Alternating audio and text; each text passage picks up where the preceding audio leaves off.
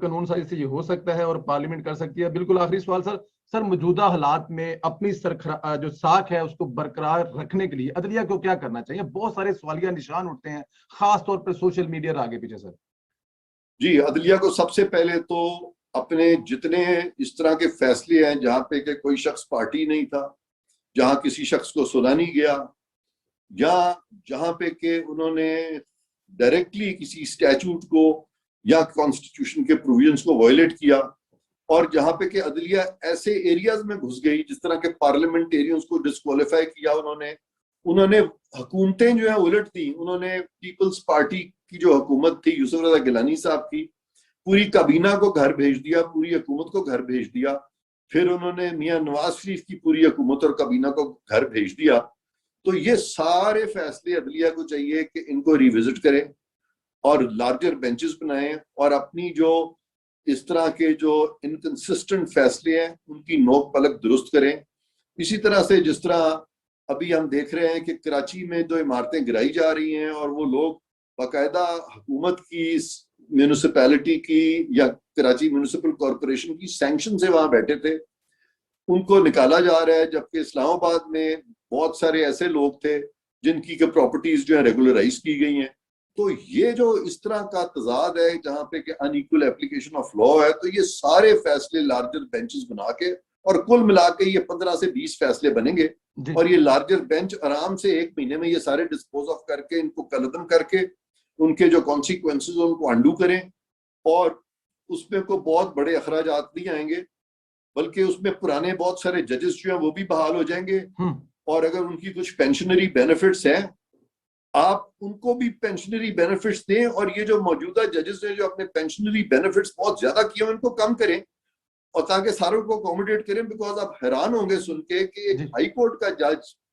پاکستان کے ایک صوبائی ہائی کورٹ کا جج جو ہے وہ چیف جسٹس آف انڈیا، جو کہ دنیا کی سب سے بڑی جمہوریت کا اتنا بڑا ملک ہے، اس کی تنخواہ کم ہے، اور یہاں پہ ایک صوبے کے ہائی کورٹ کے جج کی تنخواہ زیادہ ہے. تو انہوں نے خود ہی اپنی تنخواہیں بڑھائیں، اپنی پینشنز بڑھائیں. تو یہاں پہ تو لوگ وہ آنے چاہیے جن کی کہ وکالت اتنی کامیاب ہو کہ جب وہ جج بنے تو وہ ایک قومی خدمت کے جذبے سے ہیں، نہ کہ وہ اسٹیٹ کو کھانا شروع کرتے ہیں اور پھر ان کے جنریٹرز لگنے شروع ہو جائیں اور ان کی بجلیاں فری ہو جائیں، اور پھر ان کی زندگی، ان کی وڈوز کے آگے سے ان کی ڈاٹرز، ان کو آپ اتنی مراحت دیں کہ آج سے 15-20 سال پہلے جو ججز تھے ان کی تنخواہیں اتنی نہیں تھی جتنی کہ آج ان کی اولادیں ججز کی جو فوت ہوئے مدت ہو گئی ہے وہ لے رہے ہیں. تو اور اس کا موازنہ اگر آپ کر کے دیکھیں جو پیرلل پوزیشنیں ہیں، مثلا سپریم کورٹ کے ججز کے پیرلل پوزیشنیں ہیں، ہمارے فیڈرل سیکرٹریز ہیں، ہمارے لیفٹیننٹ جنرلز ہیں، یہ پیرلل پوزیشنز ہیں.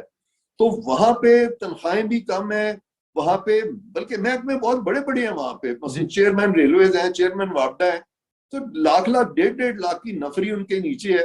ان کی تنخواہیں پینشنز کم ہیں، ان کی تنخواہیں پینشنز انہوں نے خود ہی بڑھا لی ہیں. اور پھر یہ پبلک اکاؤنٹس کمیٹی کے سامنے جج صاحبان جو ہے، یہ رجسٹرار کو افتخار چودھری صاحب نے بھیجنا بند کر دیا تھا، جبکہ اس سے پہلے 60 سال کی تاریخ ہے جس میں کہ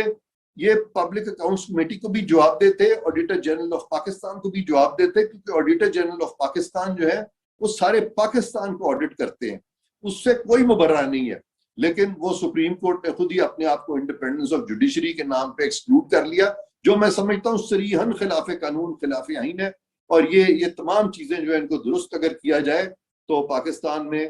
بہت یعنی ایک افیکٹو حکومت بھی بن سکتی ہے، اور مقننہ اپنے دائرے میں رہ کے کام کر سکتی ہے، جوڈیشری اپنے دائرے میں رہ کے کام کر سکتی ہے، اور انتظامیہ جو ہے وہ اپنے دائرے میں رہ کے کام کر سکتی ہے. اور وہ اس طرح سے ہم سمجھتے ہیں کہ صحیح جمہوری ملک ہم تبھی پاکستان کو بنا سکتے ہیں جبکہ ہم اپنی حدود و قیود میں رہیں. فی الحال ہم نہیں ہیں. آنے والے دنوں میں تمام سٹیک ہولڈرز کو اس طرف توجہ دینی ہوگی، اور ان کو تمام جو ادارے ہیں ان کو اپنے اپنے دائرے میں رکھنا ہوگا تاکہ پاکستان میں جمہوریت جو ہے صحیح معنوں میں پروان چڑھ سکے. بالکل ٹھیک سر. ابھی آپ نے میرا سوال تو آخری